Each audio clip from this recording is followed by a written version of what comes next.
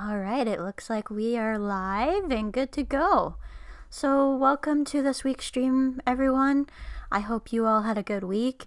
Before I get into today's topic and all of that, I do actually have some housekeeping that I want to take care of, but I don't want to have too much of a delay. So, housekeeping, then today's topic. So, let's just get into today's intro.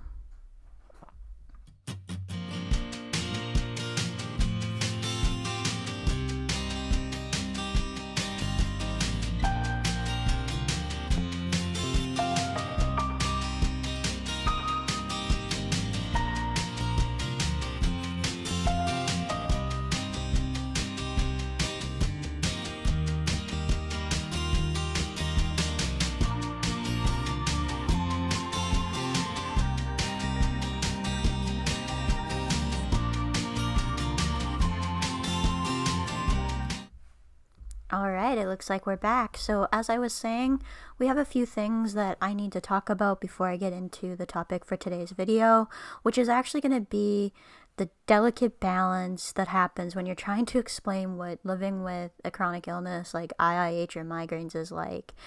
And part of me struggles with this because you've got a condition that is not only very difficult to explain because of the big words, especially when it comes to IIH, but because a lot of people have a general idea of what migraines are like, but they don't really know what having chronic migraines is like. So that's what I'm going to be talking about today. But first, we've got some housekeeping to do. So I just want to mention again that this will be the last stream until November 13th. So the next couple weeks, next weekend, I might have been able to do one, but I'm going to be really, really busy trying to get ready to go on my meditation retreat. So I've decided not to do that. And then the week after, I'm going to be off the grid that day, so I'm not going to be able to do one. And so I'm hoping that the day before I go back from my holidays that I'll be able to do one. I can't guarantee anything though. I really don't know how I'm going to respond to this. I really don't know what's going to happen. I'm trying to have no expectations going into it so that there's no surprises, but you never know. So yeah, that's kind of where I'm at with that. There will also likely be a change to the time that you guys are used to if you live anywhere that observes daylight savings time. So the time change, I believe, happens one of the weekends that I'm gone, actually. So I believe it's the weekend before I would be back that the time changes. And I could go into this topic being that I'm not used to dealing with time changes, so it's going to be something that I hope doesn't throw me completely off when I'm away, because it's not something we think about in Saskatchewan because we don't have to deal with it. But that being said, the time is going to change. So 4 o'clock will be 5 o'clock Eastern, or I believe that's 2 o'clock Pacific time, I think is the difference. Anyways, it'll be 5 o'clock Eastern, so figure it out from there, basically. There's different ways that you can get help with that if you're struggling to find out what time is what. And particularly if you're on the other side of the world, that can be really difficult, if not impossible. So I would suggest a Google search and all of that. But I believe Saskatchewan is GMT minus 6 in the winter, if I'm correct. I might not be correct on that. So maybe just go by Eastern time. So yeah, we'll only be an hour behind Eastern time come the time change. The next thing I wanted to mention was that this live stream is edited and put via podcast form. Now, I would actually edit it and put it on YouTube so that it's a little bit more clean and not so much pausing and all of that. And I'm trying to improve my communication skills so that I don't have a lot of pauses. I don't have a lot of ums or ahs in my live streaming. I don't have a lot of repetition, but it is very difficult, and I often don't pick up on them until I'm actually through with it and actually editing. And it's just like, oh boy, like last week, I think I edited out like 10 minutes of the live stream because of just either spaces or just repetitiveness, which does happen when you're just doing this in the moment. You're gonna have pauses and you're gonna have parts where you're really trying to fill the space because people don't really like a lot of space. But in a live stream, I can't guarantee there's not going to be space while I'm actually thinking about what I want to say. Like I said, I make a general outline and then I kind of elaborate a little bit deeper. But yeah, that's kind of what's going on with that. And as you can just see, I just did the same thing. So here we go. Okay. So these podcasts or these shows are available via podcast, as well as you can watch the original live stream. What my goal would be to ultimately be with this is that you can come and join and interact. And then if you kind of can't make a live show, to have it via easily on social media so that it's just quick and you kind of get to enjoy it, but without all of the things that can happen during a live stream. So it's essentially edited down so that there isn't any major things that pop out, which, by the way, I totally forgot. I need to put my phone on Do Not Disturb because I had a couple times where I had notifications last time, so we'll get rid of those so that I'm not having to have a notification pop up when I'm in the middle of a good section that would be a good short video, which happened last week. I was so frustrated. But anyways, so these shows are available on the podcast, and you can find them pretty much wherever you listen to your favorite podcasts. So Spotify, Apple, Google, Stitcher, and some of the kind of satellites off of that. If you're wanting to know exactly where you can find all of them and all of that, it's hosted on a website called Anchor. So I usually do post on Wednesdays when I get the podcast up. I'm not even sure when I'm going to get the podcast up on this Wednesday. I've got other things going on after I'm finished my shift. It might not be until the next day. It might not be until later that night. I'm hoping to get it up on Wednesday though, because I really don't have time other than that. And come Saturday next week, I'm just not gonna have time to really be doing much of anything. Although then again, maybe it might not go up until Saturday. I'm thinking that my Saturday next week is gonna be a lot of laundry, but I don't know yet. So yeah. Okay. And as for, I do want to share a little bit of my travel as I go. I don't know how easy this is going to be just because of data and Wi-Fi connections and all of that. And I really think I'm going to be quite exhausted because my flight is at like early morning. So I really don't know what kind of mood I'm going to be in, and I'm terrible at vlogging, but I'm hoping to be able to share some of my travels and some of my trip, and you'll likely find that more on Instagram and Facebook with that. Maybe some of Twitter, but maybe not. I haven't really decided yet, but definitely Instagram stories. I could see that being a way that I share the travels, and I don't know if I'm gonna make a video out of this in the end or not. It's getting it, like I said, with this meditation stuff, it's extremely personal. I really don't like really talking about it all that much, and I do because I'm talking about it because it's helped me manage life with migraines, and I didn't really have it help me manage life with IIH because I was kind of out of that particular thing when I first got into it, and meditation takes a long time before it actually really starts to impact you. I would say like it took about 3 months before I started noticing any difference whatsoever. So there was that. But yeah, that's kind of the housekeeping. I think that my best piece of advice is to just pay attention to the social media. So I'll bring that up here. So where to find me is, like I said, on Instagram is @awareness with Ashley. My Facebook page is just the same as the channel name. My YouTube handle, or not my YouTube handle is actually going to be just my URL. So those of us who are on YouTube now have been able to claim handles, and it's just going to be @Ashley Stewart because that is what my unique channel name is, or I guess unique URL that I have with YouTube. I will not be doing anything on TikTok during this next little bit. And you can find me on Twitter at AshleyStewart94, which is my old handle, but I kept that the same on Twitter because Twitter did not allow me to make a long enough handle to keep it the same, or otherwise I would have changed everything. So that's the old one. But yeah, oops, not that one.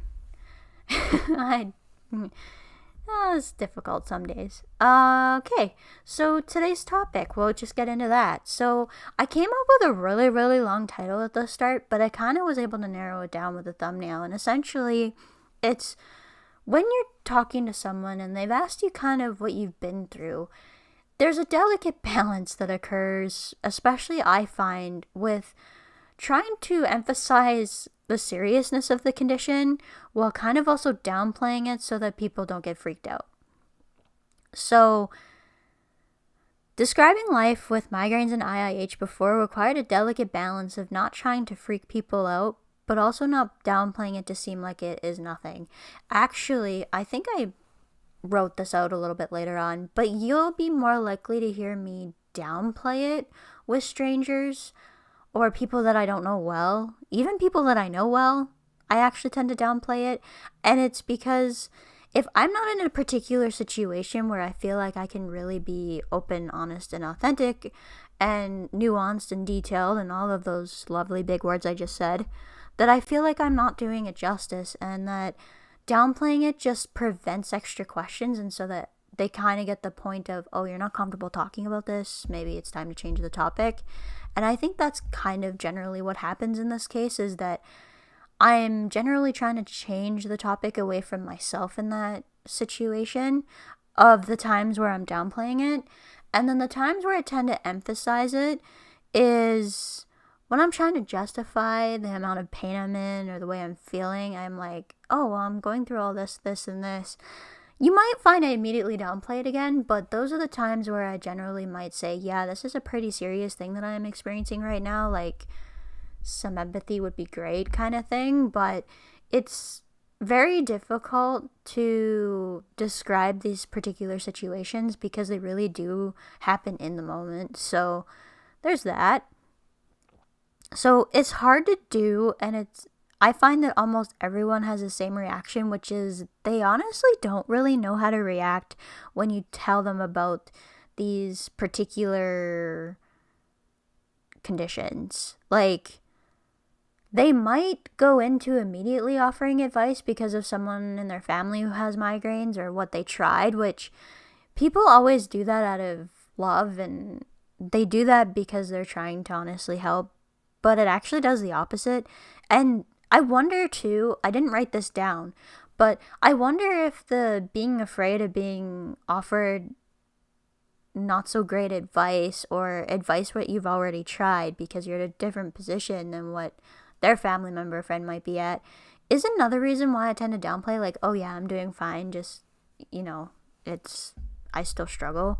And then now I tend to probably downplay it because I look like I'm fairly normal, and it reduces the amount of questions. Honestly, a lot of this comes down to the fact that I may be downplaying it because I'm quite introverted. So because I'm very introverted, I'm very selective in what I share, and I'm very quiet, particularly when I'm with other people that I don't know very well, because it's something that I may not be fully comfortable with in that particular situation. And it takes me a long time, I've noticed, to open up, and it takes me a long time to trust people. And I don't really know where that comes from, if it's just from being introverted, or if there was something that maybe happened in the past where I opened up right away to people and then something happened that broke my trust. That could have happened too, and I just don't know why. And it very well could have been the case. Contrary to my social media and videos, you almost never hear me talk about life with migraines, even though I don't really ever get a day off. I really do feel that I'm used to it, so it may appear that I'm happy and nothing is bad on a particular day, or there are some days where I'm the master of disguise and I'm struggling but may not show it. And I would say that both of these situations occur. There are actually some honestly pretty good days, being that I'm on a preventative that actually does work. So I'll get in an example from last week. So last week I started noticing, oh, my vision's a little wonky. Oh, having a little bit of fatigue. I'm yawning quite a bit. I wonder if a migraine's starting. A couple hours later, nothing. And then it happened again a couple days later, and I'm just like, I think it's the Aimovig, honestly. So because the Aimovig does so well, there's certain things that I notice, and I think I'm noticing them maybe now more than before because I do a lot more mental work.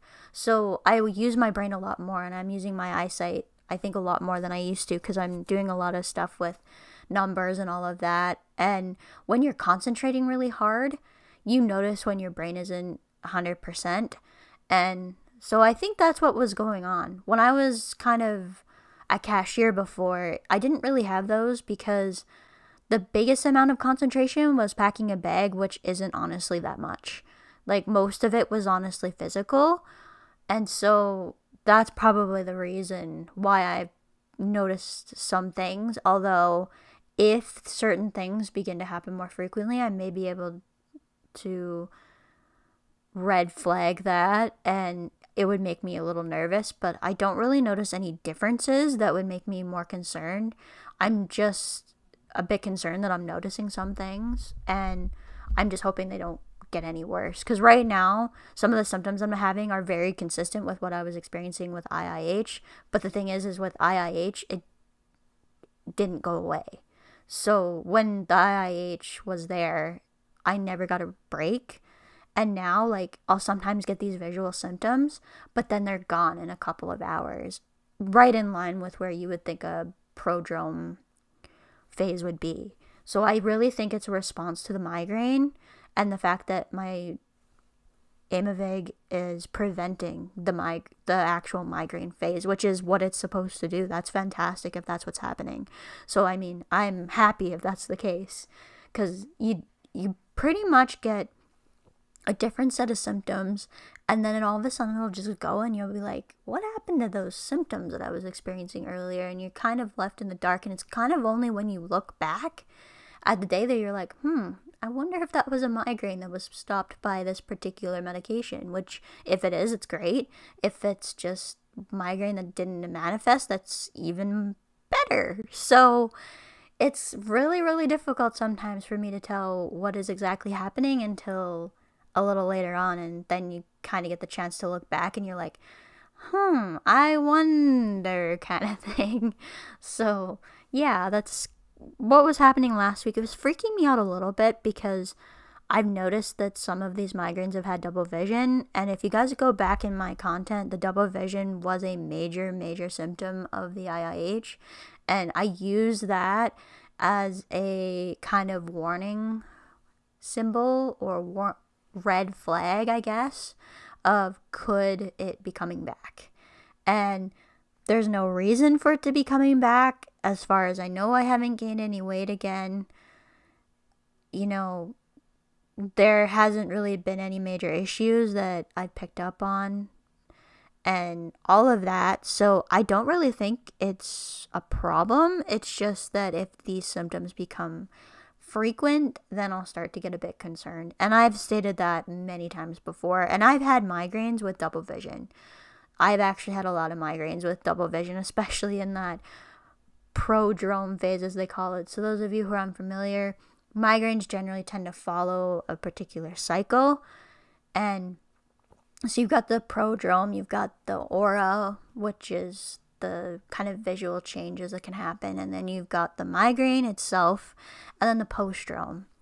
So I used to have a photo, but I don't think I have it anymore. I should make another one of those migraine phases for the stream whenever I need to bring that up. But essentially, those kind of initial symptoms happen in the prodrome phase, and it's pretty much can act as a warning sign that you might be getting a migraine and all of that. But with me now, sometimes the migraines happen and sometimes they don't. And, the migraines are so much different than they used to be. It's very, very difficult to explain, and I've talked about that before. As I said, I'm a master of disguise, so I might be struggling, and I'm even bad at mentioning around people I'm working with that, yeah, today might be a bad day. I am not feeling very good. I'm a little bit more open to it now, but before, I hardly ever mentioned it, and there's still a lot of times that I don't mention it. And I know that it's something I can mention, but I don't really feel like it's necessary. Like, I'm there, I'm doing my job. It's not really affecting me to the point of not being able to do my job, so I guess I don't really see a point in mentioning it. And the point is, though, is if I do start to notice where it's getting to the point where it could be actually starting to interfere with my job, I do mention it, because I will say, I might be a little slower today. I'm not feeling that great. The good thing about it is, especially recently, is that these don't last a whole long time anymore. So they're only likely happening over a few hours. That's another thing that like people don't know about when you're in full-blown chronic migraine, is that you don't know when one starts and one ends, because they're so frequent that it just becomes one giant long migraine. Like, there's no break. There's hardly ever a break.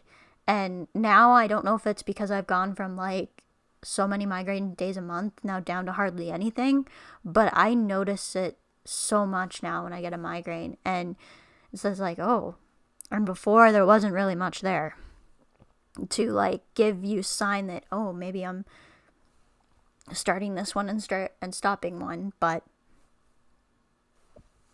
oh, excuse me, a little hiccupy.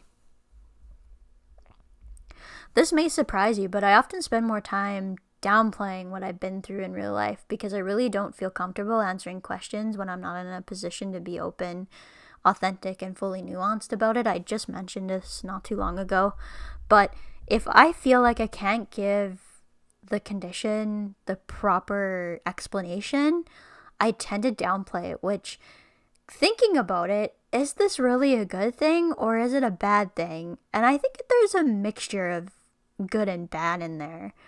So you aren't really given the proper time to explain to someone when you're just meeting them for the first time of what you've kind of been through. And this particularly came up with strangers so quickly before, because they'd ask me, oh, what are you doing? Like, you finished school, so now what? Kind of thing. And now I can say, well, I'm working almost full time, but before I was stuck on the couch pretty much all the time. And then you got to get into feel like you have to justify why, and especially when you're young, I feel like that's even more the case. Oh, why aren't you doing this, or this? Well, I've been through like this kind of thing. But then sometimes you feel like you're walking away from that going, did I downplay that, or did I make it sound worse than what it actually is?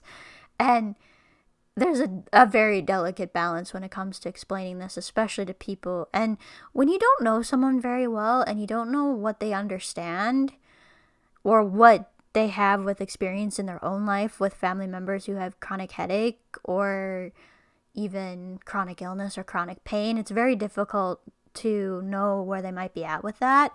And like, idiopathic intracranial hypertension is such a long name for like a condition that essentially mimics a brain tumor. And when you say even mimics a brain tumor, I swear people only hear the word tumor and they're like, oh my goodness, like that sounds really scary. And yeah, it is, but it's not like your brain, I think, only picks out certain words that we as a society hear is like really, really negative and leaves out the rest of it. So I often say, okay, it's very similar to chronic migraine, but it's different in the fact that with IIH, your vision is impacted. You could lose your vision if it's not treated in time. But the symptoms are like that of migraine, but there's pressure inside your head kind of thing. Like, it's really, really difficult to describe because you're trying to describe something that's considered fairly rare. So the chances that they're going to know somebody else with that exact same condition is not likely. Meanwhile, I think the reason why I like using chronic migraine, even though it's quite different, well, it's similar but different kind of thing, is because the chances are that people know someone with migraine in their life is pretty good. Chronic migraine, however, is not so common. So you've got your episodic migraine, which a lot of people, I think, do know someone with episodic migraine. Those are when you get migraine episodes that are very distinct. You know exactly when you might have a migraine. And then when you reach a particular definition of that, which is, I believe, is described as so many migraine days per month with, or so many days of the migraine-like symptoms for more than 3 months. So I believe it's more than, I'm going to totally butcher it. I won't even get into it. But essentially, there's a particular definition that you have to meet in order to meet the definition of chronic migraine. And chronic migraine is very, very different from episodic migraine. Chronic migraine sounds like a little bit less of an issue if you were to compare the two, in my opinion, but it's not migraine in the sense that people understand migraine. It's completely different because, like I said, there's not much of a break. You don't really know when one migraine is ending and another is beginning. It's very difficult to describe to someone unless they have episodic migraine. And then you can say, well, imagine that you had this particular migraine for this many days out of the month, and that's chronic migraine. And they're like, oh. And you're like, yeah. So that's where you can kind of understand but if it's just someone that doesn't actually experience migraines themselves, I find it very difficult to describe because what their understanding of actual migraines is nothing like how it actually is. So they're going off of what they understand from media or what they've read or how their best friend is, which they probably don't see during a really, really bad migraine because a lot of us need dark rooms and to be away from absolutely everything when a migraine is really, really bad. I'm also the same way, but it's something that I think needs to be stressed.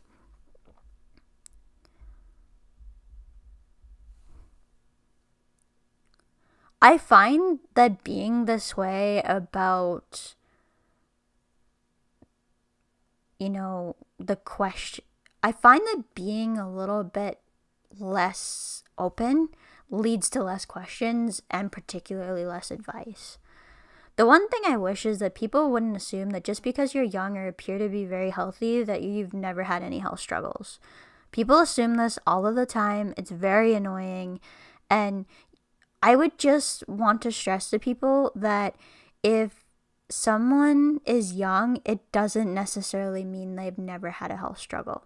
I've honestly probably had health struggles from the time I was really little. So I've mentioned this particularly when talking about ophthalmology stuff, but I had a lazy eye from very young. I had to wear glasses, I think, at about 18 months old. I seen an ophthalmologist until 10 because they were trying to make sure that my optic nerves were good. So my optic nerves have been giving me problems for a majority of my life. It's just that when I was young, it was a completely different thing, and now they monitor them because of the IIH. They're good, though, now, so hopefully they continue to remain okay, but it's just interesting to mention that. And then, with the IIH, it was a very rough couple of years, and the migraines came with that, and, the chronic migraine is only doing as well controlled as it is because I'm on the Aimovig and I take care of my lifestyle stuff. And I would say the same thing about the IIH to a certain degree because weight loss has helped me get that into remission and all of that. So the lifestyle component, I don't really honestly think about it all that much anymore because it's become a part of my life and it's changes I've had to make. But it is an important thing to stress because I always mention the medication first because I do think it's a really, really important factor. But the lifestyle stuff is also very, very, very important as well. And taking care of myself, making sure that I'm healthy is very, very, very important. And so I try to do that as best as I can all of the time. Because of the complexity of IIH and big words, it's often hard to describe because it's hard to know what people understand about the medical terms and what they don't. You would think this only applies to like family and friends who don't have a medical background. You'd be surprised to know that this also applies to people with a medical background. Because it's a rare condition, I don't think many people have heard of it, even in the medical field. Like, so when you describe what it is, you're like, oh, okay. And they can kind of break it down if you say the full name of idiopathic intracranial hypertension. But to understand what that actually is, very few people who have medical degrees, and unless they've dealt with either dealing with a lot of hospital admissions or dealing with neurology or even neuro-ophthalmology or ophthalmology, I find that they don't understand what the condition is at all because they've never seen it. And that's not their fault. They're not going to remember everything from med school. Just an FYI. So, like, take it easy on doctors as well. Especially, I would say, primary care. They're dealing with a lot of different things. And for something that they're not likely to see, I don't think it's fair to criticize them for not knowing what something is or how to handle it. That's why you have the specialists. And now, if you're dealing with a specialist that doesn't know what's going on, that's a different story, which I won't get into. But I think you're going to find that generally people know what you're talking about, particularly in those fields. This particular situation of people not understanding what it is particularly doesn't really happen with actual saying the word migraine, as they are pretty common. But as I was saying before, chronic migraine is a completely different situation. And so, like, I don't really think I have much to elaborate on with what I've talked about other than what I've already talked about. But essentially, when you have the chronic migraine, it's a completely different situation. And it's a lot more similar to other chronic illness. Meanwhile, with episodic migraine, I find it's a little bit different because you're getting them, unless you have unless your episodic migraine is very close to being the definition of chronic migraine, which I think is even more difficult because there's really no options, or very few options, it feels like. But with chronic migraine, you can kind of meet those definitions and be more qualified to get some of the newer things. It doesn't mean it's going to help. I'm very, very lucky. I have to admit that one of the things I never talk about, maybe I should do a video on this. Let me know in the comments if you want a video on this. But I think I need to emphasize maybe in future episodes at just how lucky I am to have found something that helps, because it's not something that happens for everyone. And some people, and it can happen for multiple reasons. Like, you may not be able to tolerate the medication. You may find it stops working. You may find it never works at all. And I think the reason for that is, like I said, I think the reason why I've had such a success with this is because of the reason why I think I have the migraines at all, which I am fully convinced, although I can't prove it, that IIH caused a oversensitization to pain in my brain via the molecule that the Aimovig works on, which is called CGRP, and made the migraines a thing and then made them worse. And now that I have it controlled well enough, that the reason why I've had such good success with it is because that's the reason why I have migraines. And the reason why I say that is because I never had migraines until after I was diagnosed with IIH. Now, the reason why I say this can't be proven, well, there's multiple reasons for it, but the biggest reason I think this can't be proven is because I'm at the age where you can develop migraines as it is. But with never having experienced any chronic headaches until IIH, I'm not fully convinced that this would have happened regardless. So, it's something I'll never know, because it's not like I can go back and have something different happen where, you try and prevent the IIH from occurring altogether. Like, that's what it would take. But it would just be interesting to me to find out fully 100% whether it's actually that. All right. I just want to make sure that I've covered everything I want to talk about. And I think I have at this point. So I'm just going to finish this stream up. I believe we're like at about 35 minutes, 36 minutes anyways. So that is a very long time. I'm just going to bring up this slide again. So again, thanks for tuning in for this week. We will not be having a stream the next couple of weeks. I will miss you guys, but I'm really, really looking forward to this meditation retreat. I'm terrified and excited all at the same time. I'm going to be experiencing a lot of firsts in the next couple of weeks. And I think it's important to do the things that scare you. And this is definitely one of them. When I first got into meditation, I had heard about retreats, but I had never thought I would go on one. Actually, when I read about them, I'm just like, I'm honestly not sure I could do that. And now I'm going to be trying it. So there's a part of me that thinks I'm completely crazy, but we'll see how it goes. I will definitely report back, and maybe my first video back will be about this experience and not so much to do with IIH and migraines, and talking about what the retreat is like as best as I can. I think it's going to be something that's very difficult to talk about. I have trouble talking about the meditation as it is, so we'll see how that goes. But if you enjoyed this video, please be sure to hit that subscribe button. I almost never push the subscriptions, but it does help the channel reach more people, so make sure you have the notifications turned on as well so that you never miss an upcoming episode. I'm sorry I've been a little hiccupy in this episode, but yeah, so I really enjoyed this one today, guys. I hope you have too. Remember that if you're wanting to view this after the fact and wanting it to be completely free of any odd breaks in noise or my pausing, you can always listen to this via podcast. And that's it for now. I'll see you guys when I get back from my retreat. Bye for now.